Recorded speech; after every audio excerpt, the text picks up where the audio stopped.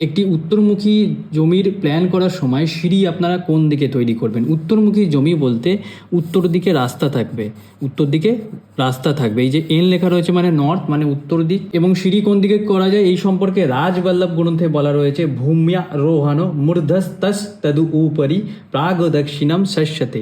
অর্থাৎ এই যে সাউথ ওয়েস্ট কোণ, এই যে দিকটিতে আপনারা সিঁড়িকে তৈরি করতে পারেন।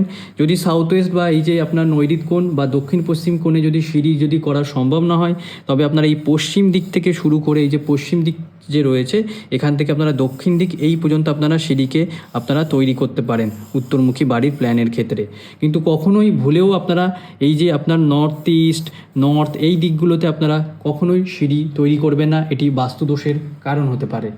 এবং এই সঠিকভাবে আপনারা 16টি দিককে নির্ণয় করার ক্ষেত্রে অ্যাপ্লাইড বাস্তুর কম্পাসকে ব্যবহার করতে পারেন, যেটি আপনারা গুগল প্লে স্টোরে পেয়ে যাবেন। এবং এই ধরনের আরও শর্টস এবং ভিডিও পেতে আপনারা আমাদের অ্যাপ্লাইড বাস্তুর চ্যানেলটিকে ফলো করে নিন।